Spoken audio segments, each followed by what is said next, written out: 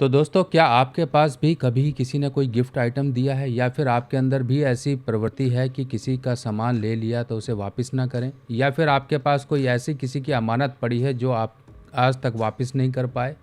क्या आपको पता है ये चीज़ें आपके लिए बहुत ही नुकसानदेह साबित हो सकती हैं?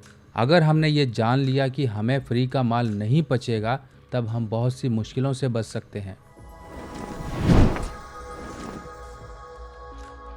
तो समय समय पर हमारे पास व्यवहारिक रूप से कुछ ना कुछ चीज़ें आती रहती हैं। वो तो गिफ्ट आइटम भी होती हैं, और कई बार हम किसी का सामान ले लेते हैं और समय पर उसको लौटा नहीं पाते हैं या फिर भूल जाते हैं लौटाना।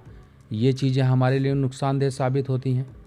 कई बार तो ऐसी कंडीशन आती है कि हमारे पास हम बर्थडे के समय पर या फिर कोई अपने ख़ास त्यौहार या महोत्सव के समय पर अपने कोई आयोजन होता है, उस समय पर किसी से कोई वस्तु ले लेते हैं और वो वस्तु हमारे पास आ तो जाती है, पर वो कहीं ना कहीं हमारे लिए मुश्किलें खड़ी कर देती है। कई बार व्यक्ति ससुराल से कुछ ना कुछ उपहार स्वरूप ले लेता है और वो उपहार उसके लिए जी का जंजाल बन जाता है। और ये सब चीज़ें देखिए जाने अनजाने में ही होती हैं।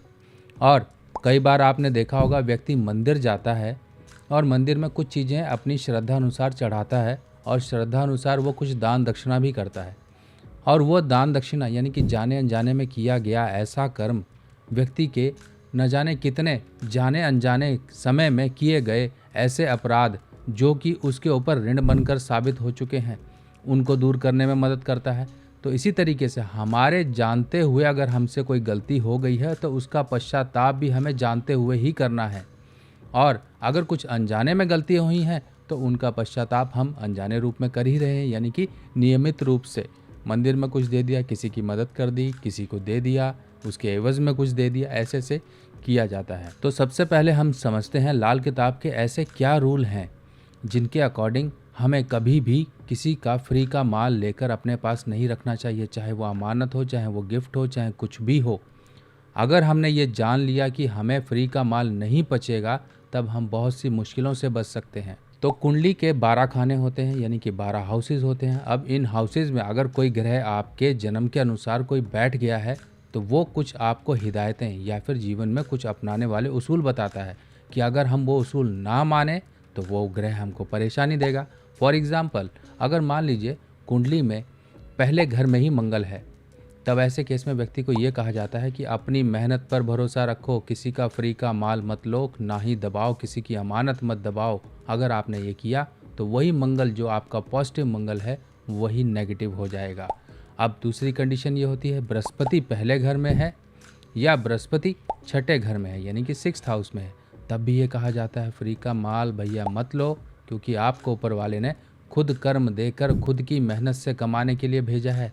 अगर आप इन चक्करों में पड़ जाओगे तो वही ग्रह आपका खराब हो जाएगा।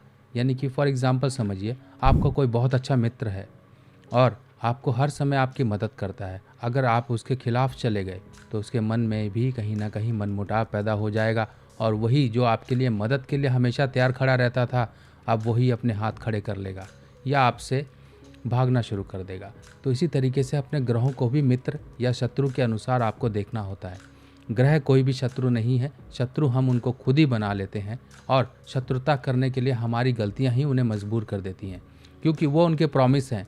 प्रॉमिस वो तभी फ्रूटफुल होंगे जब हम उनके खिलाफ कुछ करेंगे। और दूसरी तरफ ये कहा गया है कि अगर सूर्य पहले भाव में है तब भी व्यक्ति, क्योंकि ऐसे व्यक्ति तो नेचुरली ही अपने आप ही सोने की तरह होते हैं, ये व्यक्ति गोल्ड है एक तरह से। और गोल्ड, सिर्फ गोल्ड की तरफ नाम सुनकर मत जाइएगा, ये गोल्ड बना कैसे ज़रा इसको भी ध्यान रखिएगा, क्योंकि सोना हमेशा आग में ही तपकर बनता है। और जिनके भी सूर्य पहले घर में है, इन्होंने न जाने कैसी ऐसी परिस्थितियों का सामना किया है कि आज ये सर्वाइव हैं, और आज इनकी खुद की काबिलियत ही इनको खड़ा रखे हुए है, क्योंकि ये सोने की तरह आग में तप कर इस तरह से इनका जीवन बना है। इनका जीवन में काफ़ी संघर्ष होता है और ये सिंगल मैन आर्मी की तरह होते हैं, अकेले ही आगे बढ़ने वाले होते हैं, हर परिस्थितियों का सामना कर लेते हैं।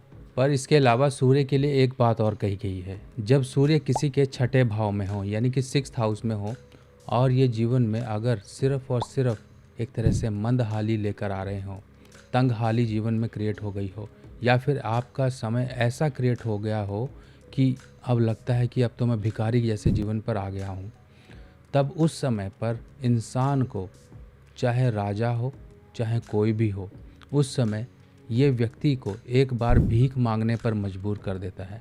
भीख मांगने यानी कि ऐसी टफ कंडीशंस लेकर आ जाता है कि व्यक्ति मांगने पर मोहताज हो जाता है। मांगने पर ऐसी कंडीशन अगर मान लीजिए आपकी बन रही है, आप देखिए कई बार ऐसी कंडीशन होती है, हो सकता है आदमी का बहुत अच्छा बिजनेस हो, अच्छा खासा चल रहा हो, पर एक समय ऐसा है सब कुछ तहस नहस हो गया। हो सकता है कि आपके पैसे कहीं डूब गए, हो सकता है कि आपका जो भी जमा पूंजी थी अब आपके हाथ में नहीं रही है और आप बिल्कुल ख़त्म हो चुके हैं, या ऐसी कगार बन रही हैं। तो इसके लिए सिंपल एक उपाय कहा गया है कि आप मंदिर में किसी की द्वारा की गई दान वस्तु को अपने पास घर पर जीवन भर संभाल के रखें। अब देखिए, एक तरफ तो हमें ये कहा जाता है कि किसी की वस्तु अपने पास मत रखें, और दूसरी तरफ ये कहा जाता है कि मंदिर में की गई दान वस्तु अपने पास रखिए। अब इसके पीछे लॉजिक क्या है? कभी आपने इन चीज़ों को समझा कि ये कितनी गहराई की बातें करती है लाल किताब? यहाँ पर यह कहा जाता है कि जो दान होता है वो होता है केतु। अब केतु गया कहाँ? केतु अपने गुरु के पास, यानी कि गुरु की शरण में, यानी कि बृहस्पति जो कि धर्म स्थान है। अब बृहस्पति और केतु यानी कि दोनों की शक्तियाँ आपको मिल गई, और जो वहाँ पर जो भी वस्तु आपके पास आई वो एक तरह से आशीर्वाद रूप बनकर आपके ऊपर से सभी मुश्किलों को हटा देती है। केतु का यहाँ पर रोल क्या है? जबकि सूर्य के साथ तो केतु को हम अच्छा मानते ही नहीं, फिर यहाँ पर केतु की वस्तु, यहाँ पर भी कन्फ्यूजन आती है दिमाग में। अब देखिए, आपने अगर पिछली वीडियो सुनी हो या लाल किताब के कुछ जानकार हैं, आप कुछ जानते हैं, कुछ आपने पढ़ा हुआ है, तब वहाँ पर एक बात कही गई है कि केतु जब भी सूर्य के पहले भाव में आएगा तो सूर्य को उच्च कर देगा। यानी कि केतु में इतनी शक्ति है कि सूर्य को उच्च, यानी कि सूर्य के दोष दूर करने के लिए कहीं ना कहीं केतु की सपोर्ट भी ली जाती है। केतु पहले घर में है तो सूर्य उच्च है, कहीं भी बैठा हो। वो कंडीशन और होती हैं कि उच्च होने के बाद वो रिज़ल्ट दे पा रहे हैं कि नहीं, वो टेक्निकल फैक्टर्स हैं, पर यहाँ पर ये लॉजिक है। अब जब भी बृहस्पति 8वें घर में हो, तब फ्री में किसी को कुछ देना ही नहीं है, चाहे वो सलाह हो चाहे कुछ भी हो। एजुकेशन, खासकर एजुकेशन एक तरह से सलाह है, किसी का जीवन बनाने वाली है, पर ऐसे लोगों को फ्री में किसी के लिए एजुकेशन देना खराब है। दान लेना, दान देना, बहुत ही चीज़ें सोच समझ कर ये देखी जाती हैं। बर्थडे पर कोई चीज़ आ गई आपको, आप मना नहीं कर पा रहे हैं, ठीक है आपने ले लीजिए, कोई दिक्कत नहीं है, पर एक हाथ लो, दूसरे हाथ किसी को आगे भी तो दे सकते हो। पर वहाँ पर कहीं ना कहीं लालच आ जाता है। जैसे ही पैकेट खोल कर देखा, वाह इतनी बढ़िया चीज़, रख लेते हैं। वहीं पर ही समझ लीजिए वहाँ पर उसने लुभा लिया आपको और आप फंस गए। हमेशा ट्रैप लुभावने होते हैं, चाहे वो किसी भी तरह के हों। यहाँ पर आपको दिल पर पत्थर रखकर और सामने वाले का मान रखकर वो चीज़ ले तो लेनी है, पर उसके जाने के बाद या उसके सामने ना रहते वो उस चीज़ को भी सर्कुलेट कर देना है। किसी को भी दे दीजिए, चाहे आपका दोस्त है, चाहे आपके यहाँ काम करने वाले हैं, चाहे कोई भी है, चाहे आपके अड़ोसी पड़ोसी हैं, गरीब है, कुछ भी है, नहीं देना है किसी को तो जाओ मंदिर में जाके रखाओ। अगर आपने वो चीज़ रख ही ली है, कोई चीज़ें ऐसी हैं जो इस्तेमाल हो गई हैं और ख़राब भी हो गई हैं, आपने फेंक भी दी, और उनके एवज में कुछ आपको पश्चाताप करना है, तो मंदिर में जाइए, अपने जाने अनजाने में कुछ ऐसी चीज़ें ली हुई हैं तो उनके कुछ पैसे इकट्ठे अपने जेब से निकालिए और जाके मंदिर में दान पात्र में डाल दीजिए। जितनी आपकी श्रद्धा है डाल दीजिए। ये प्रार्थना करके जाने अनजाने में अगर मुझसे कोई भूल हो गई हो ऐसी, तो उसके लिए ये निवारण हेतु मैं ये चुका रहा हूँ, ये प्रार्थना करके छोड़ दीजिए। ससुराल से कोई चीज़ लेनी पड़ती है तब भी ऐसा करिए, उनके बदले में उनको कुछ दे दीजिए, या फिर उनके जो सामान आया, सामान के चाहे आप 5 रुपये, 10 रुपये, 100 रुपये, 1000 रुपये, जो आपकी इच्छा है, जाके मंदिर में जाके चढ़ाइए। वो चीज़ आपकी फ्री नहीं रही, ठीक है। इसी तरीके से बहुत सी चीज़ों को हमने ऐसे मैनेज कर लेना है कि काम भी हो जाए और किसी को बुरा भी ना लगे। लाल किताब की सभी सामग्री अब आप मेरी व्हाट्सएप कैटलॉग पर आसानी से देख सकते हैं और आप अपने एड्रेस पर मंगवा भी सकते हैं। और जब चंद्र 11वें घर में होता है तब व्यक्ति के लिए बहुत सी मुश्किलें आती हैं। वो मुश्किलें तब आती हैं जब मान लीजिए चंद्र 11वें में है, 11वें भाव में है, और व्यक्ति सुबह सुबह कन्या दान ले लेता है। मान लीजिए लड़के के पिता की कुंडली में 11वें घर में चंद्र है और उसने सुबह सुबह ले लिया कन्या दान। अब कन्यादान यानी कि लड़के की शादी हुई उसकी और उसने कन्यादान ले लिया सुबह सुबह, तो समझ लीजिए वो शादीशुदा ज़िंदगी कहीं ना कहीं उसके परिवार के लिए, पिता के परिवार के लिए, पिता लड़के के लिए परेशानियां देकर आती है। बहुत सी मैरिड लाइफ डिस्प्यूट्स होते हैं, फैमिली डिस्प्यूट्स होते हैं, वो इसी कारण होते हैं। कहीं ना कहीं हम उल्टे काम कर देते हैं, ये गलतियाँ अनजाने में होती हैं। अक्सर लोगों की शादियाँ सुबह सुबह होती हैं और सुबह सुबह वो जो समय होता है वो केतु का समय होता है, क्योंकि चंद्रमा 11वें घर में बैठा हुआ अपने दुश्मन ग्रहों के संबंधित चीज़ों से हमारे जीवन में परेशानियां देगा। मान लीजिए चंद्रमा 11वें भाव में है और आप कहीं पर शादी पार्टी कुछ महोत्सव में चले गए या फिर कोई फंक्शन में चले गए, ये फंक्शन वगैरह सब पार्टियां पोटियां जो भी होती हैं ये शुक्र से देखी जाती हैं। अब चंद्रमा 11वें में और आप शुक्र के उसमें चले गए तो यहाँ पर कहीं ना कहीं टकराव हो जाता है। मान लीजिए चंद्रमा 11वें में है और आप मान लीजिए आप सोमवार के दिन ही गाड़ी लेकर आ गए, या सोमवार के दिन ही आपने या शनिवार के दिन ही आपने कुछ लोहे की चीज़ ले ली, तो परेशानियाँ आ जाएंगी, शनि आपके बुरे असर देंगे। इसी तरीके से कई लोग देवी माँ के दर्शन करने जाते हैं, चंद्रमा 11वें में है और बुधवार के दिन निकल लिए तो परेशानी हो जाएगा। चंद्रमा 11वें घर में है और दिन कोई भी हो 3 से 5 बजे करीब शाम के समय निकल लिए तब परेशानी हो जाएगी।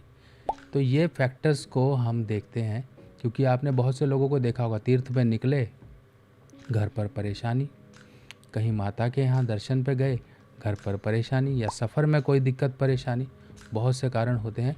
तो कुल मिलाकर बस सिंपल सा आप ये उसूल बना लीजिए, चाहे आपके ग्रह कहीं भी बैठे हों, आपको कोई लेना देना नहीं है, किसी की वस्तु पर नज़र मत रखिए, अपने दम पर जो कमा लिया ठीक है, दान करिए, जितना हो सके दान करिए, सर्कुलेशन ज़रूरी है। तालाब में खड़ा पानी भी बदबू मारने लगता है, पैसा भी इसी तरीके से सर्कुलेट करोगे तो आएगा, दबा के रखे रहोगे तो एक दिन दीमक ही खा जाएगी पैसा और दिखेगा भी कुछ नहीं, और ऐसा कोई फ़ायदा नहीं है इन पैसों का जो आपके फ़ायदे के बदले नुकसान ही दे। तो दोस्तों ऐसी बहुत सी हिदायतें हैं जो मैं आपको हमेशा समझाता हूँ। लाल किताब हिदायतों की ही किताब है, यानी कि book of lifestyle and ethics, और इन्हीं चीज़ों को बस लाइफ में अपनाइए।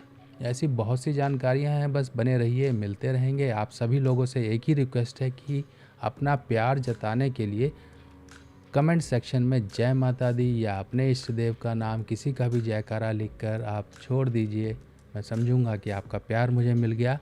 बाकी अपने कमेंट्स में कुछ सुझाव भी दीजिए कि आप क्या चाहते हैं और कुछ जानकारी चाहते हैं तो वो भी लेकर आएंगे।